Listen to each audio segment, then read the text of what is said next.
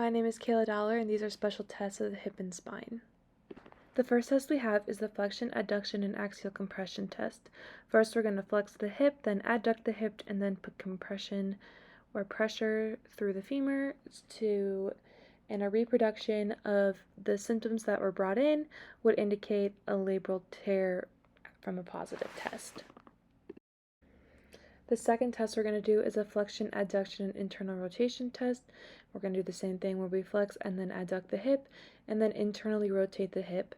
And a positive test would be indicated by a reproduction of pain, indicating a labral tear of the hip. The next test is the hip scour test.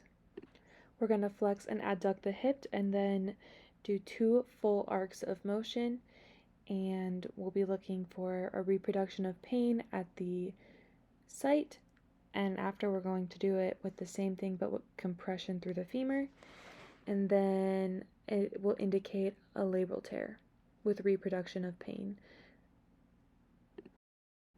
The next test is the Trendelenburg test, and we're going to have the patient lift one leg, and we're going to be looking for a drop in the non-weight bearing hip. As you can see, this one has one, and a drop in the non-weight bearing hip is a positive test indicating a weak gluteal medius. Next test is the femoral nerve traction test, and we're going to stretch the hip, which will give us a stretch of the femoral nerve. A positive test will be indicated by a reproduction of symptoms, and it will indicate a femoral nerve pathology or compression of the femoral nerve.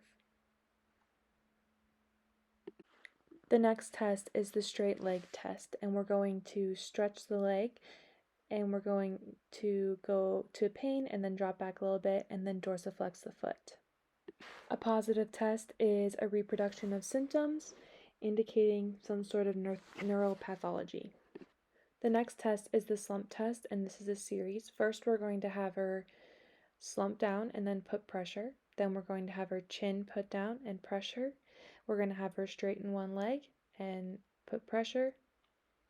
And then we're going to do the same thing, but we're going to have her flex her foot, and I'm going to put pressure. A positive test would be indicated by a reproduction of symptoms, and that would indicate neuropathology. The next test is the Brzezinski-Koenig test, and we're going to have them lay down, put their leg at 90, and then we're going to have them lift their chin. Positive test be reproduction of symptoms indicating neuropathology.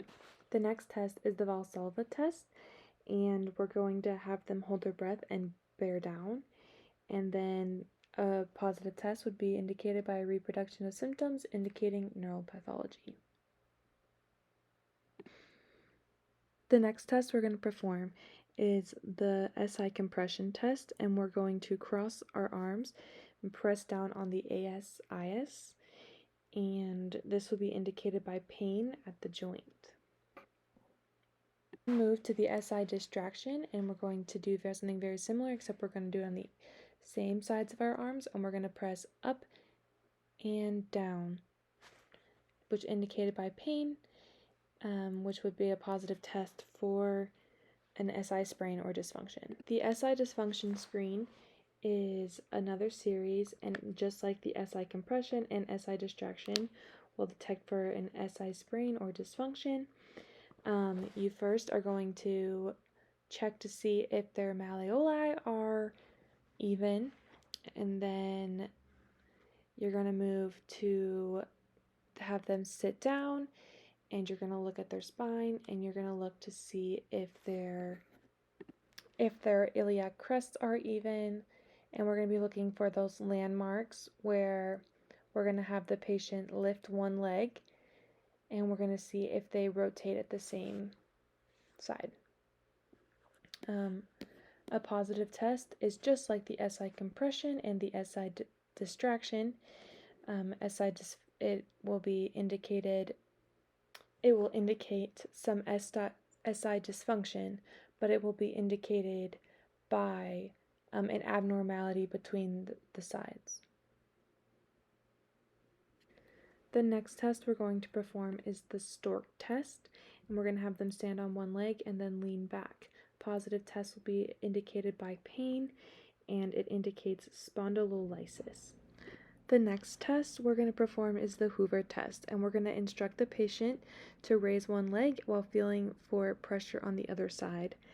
And a positive test is indicated by a lack of pressure, showing that they're malingering or not being 100% honest. The next test we have is the lateral rib compression test. Now we're going to compress them laterally on both sides of the rib cage, and then we're going to move over to the anterior posterior compression test, where we're going to do from front to back. Both of these tests indicate a fracture of the rib, and we do not do them or perform them higher on females.